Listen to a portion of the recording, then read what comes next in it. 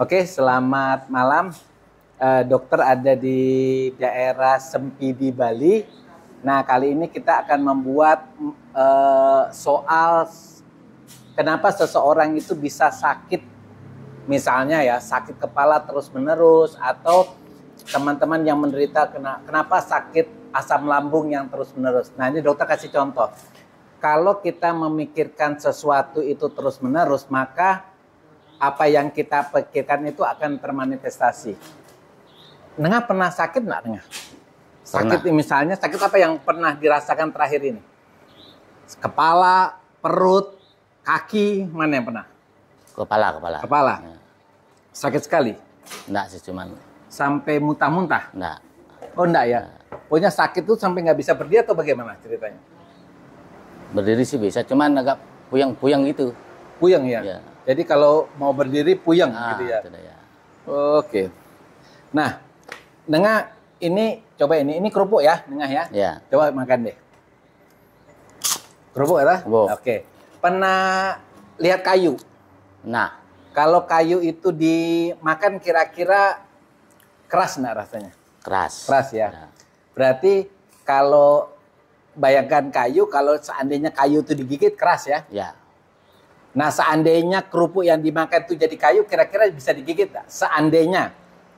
Nggak bisa. Nggak bisa ya? Berarti kalau kerupuk itu jadi kayu, berarti dia nggak bisa digigit ya?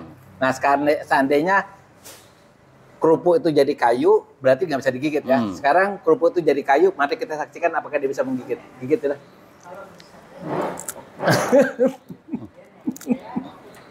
Jadi teman-teman, benarlah kalau kita manifestasikan pikirannya dengan sesuatu yang keras, tentu.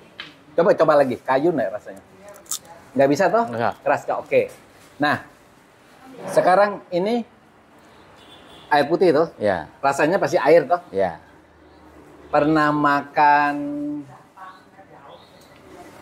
kuah yang kayak seperti air begini tapi pedes banget, pernah nggak ya? Ya, pedas.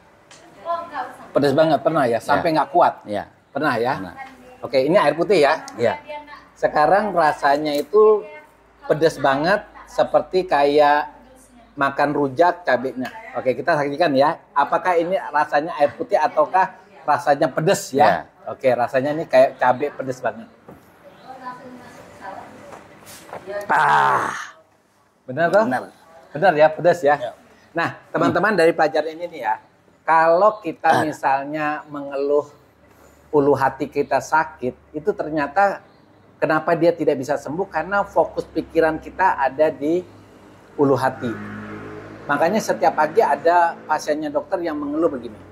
Dok, kenapa ya setiap pagi saya asam lambung saya naik? Atau, dok, kalau saya makan sesuatu, misalnya makan durian gitu, kepala saya sakit. Karena apa? Karena ketika dia makan durian, pikirannya pasti sudah di kepala. Kita saksikan ya.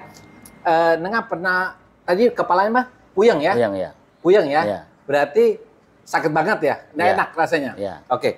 Sekarang Nengah kan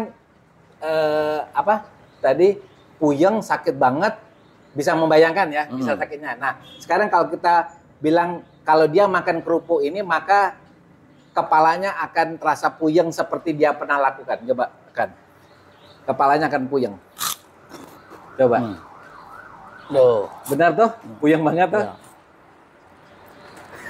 Benar ya? Ya. Benar, pusing banget pusing, ya? Nah, teman-teman begitu ya. Jadi, supaya kita bisa terhindar dari penyakit seperti ini, yang teman-teman misalnya sakit kepala terus-menerus, asam lambung yang terus-menerus, itu caranya adalah teman-teman alihkan pikiran teman-teman.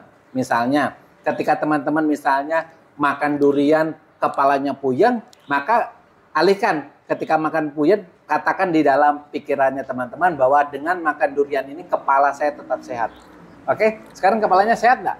Sehat ya. Nah, seperti itu. Jadi kalau kita pikiran kita sehat, maka sehat. Kalau kepala kita terasa puyeng, maka kepala kita terasa puyeng. Oke, teman-teman, terima kasih. Oke.